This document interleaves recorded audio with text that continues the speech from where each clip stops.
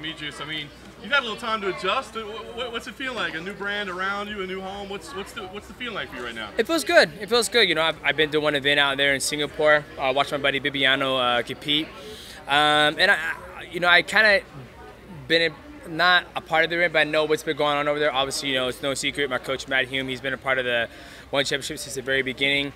My teammate Bibiano Fernandez has been the champion over there. I think he has the most consecutive title defense for male athletes. So I'm excited, man. I'm looking forward to the future.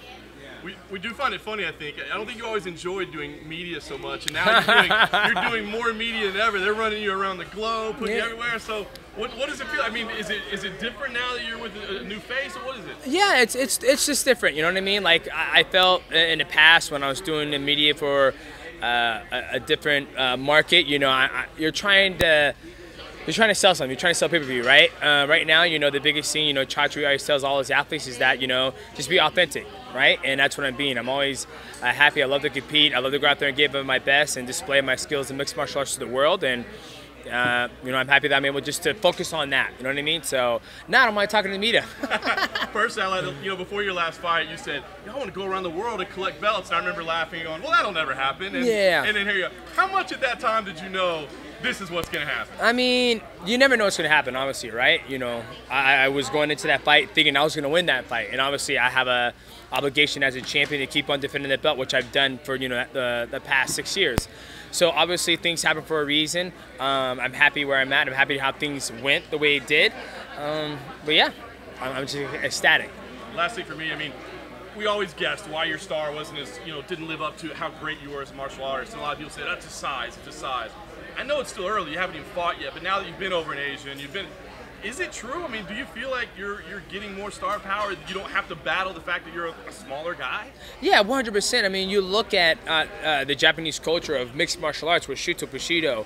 A lot of the stars over there, like Kei Yamamoto, you know, RIP, those guys were famous over in Japan, and they're the smaller guys. You know, you got the big guys who are superstars like Bob Sapp, who's just a beast over there, and they just look at him like, oh my God, he's huge. But they love the small weight class, and I can feel it. Even the last time I went over there, like, you know, they're like, oh, Demetrious Johnson, and every single person has something. They call me the Speed Demon, they call me Mighty Mouse, they call me the Hero. So do you buy into that? Is it that simple? I mean, we always guess. Do you believe why you weren't a bigger star here is because of your size? Well, at the end of the day, you know, when you go to the gym and, you know, you got a guy who's about, you know, 215, he goes, oh yeah, you're no bigger than Billy. He's 12 years old. He's about 145.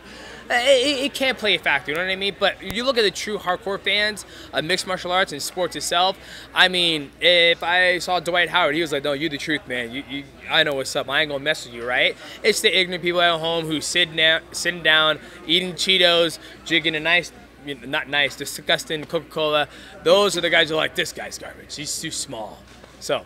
There goes the Coke sponsorship. Yeah. I don't drink. I drink Zevia, 0 calorie. It only has 4 ingredients. It's very healthy for you. You should try some. Demetrious, if you had beaten Henry and then went on to continue defending your title in the UFC, would there ever reach a point where you thought, like, I'm dropping this title, I want to leave and go somewhere else? I had in my mind if I would have won that fight, I would have finished out my 4 fights, and then I would have came to one championship. So sort of a silver lining that Henry got the win because you got to do the sell. Yeah, absolutely. And what do you think of the flyweight situation over there? I'm sure you've been asked about it 100 times, but you know, Cejudo, you know, he beat TJ and now he's moving up to fight TJ at 135. What's your opinion on how it's gone since you left? I think it's gone the same way it was when I was still champion. You know, I mean, there's always talks about them giving me the flyweight division when I was the champion. So, to me, did they ever say that to you? Yeah, yeah. It just seems another story. So, same thing's going on. Was that part of why you were thinking of leaving after? You know, it wasn't. I mean, like I said, guys, it was more on the lines that I have 5 more years left. I give myself 5 more years. You know, God bless Vitor Belfort, 41, still kicking butt. You know, I don't think I can do it. You know, my training's very intense. But I give myself 5 more years. And you look at all the great athletes in mixed martial arts, Krokop, Vanderlei Silva, you know, Vitor Belfort, I believe he's fought in Japan before even coming to North America. Now he's going back to Japan, back to Asia.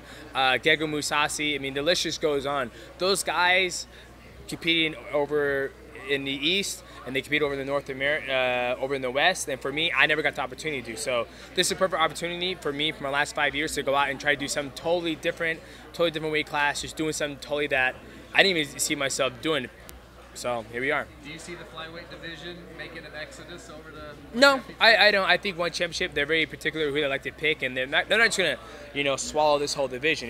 That's not what they're looking to do. They're obviously, you can see they're very cherry picking the athletes they want to have on their roster and what fits their brand the best. So, DJ, what can you tell us about the plans for esports? So, One Esports, they're having their very first live event, June. They already have the games picked out, but I can't tell you guys what those games are. I don't know what the spot is, the location where they're gonna be having it. But last time I was on the call with those guys, he said it's gonna look like June. They told me the games, I approved the games, and I'm looking forward to see how it comes together. That's one thing that's cool about One Championship is that, there's no off boundaries, right? They've already done a WBC boxing world title fight. They've already done, they just had Stamp Fairtex. She just became a two divisional sport champion with one Super Series and now Muay Thai.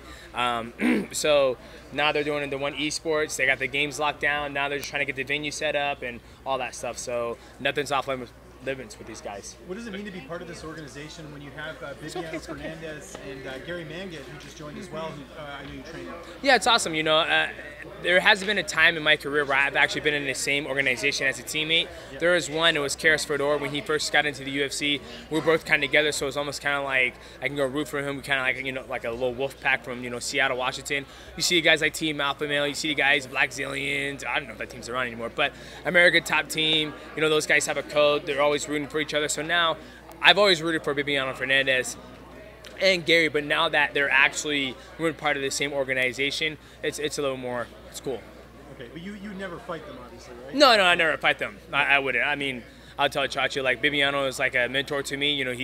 My jiu-jitsu has gone leaps and bounds since me and him training together since 2011, 2012. I mean, obviously, if they came to the table with a ridiculous offer, I see Viviano, I'm like, it's okay, buddy. We'll think about our family. We'll be good, my friend. And no hard feelings, But I don't see our paths ever crossing. Do you want to see any more of the UFC flyweights come over to One, or are you just happy with who's there? I'm just happy with whoever Chatri and the matchmakers or whoever scouts the talent, because that's a problem, right? Everybody's trying to think that North America, there's so many different organizations out there, and Rich Franklin's doing an amazing job with the One Warrior Series, going out there finding talent. So this isn't all the best flyweights in the world. You got Yuya Wakamatsu, you got Karat Akhmatov, you got Danny King Dad. Those guys never stepped foot on North American soil and competed. So I think us hoping, or you guys feel like you're trying to shove that down my throat, like we need to grab all of them. I'm not worried about that. Good. Thanks, DJ. DJ, can you give you a memento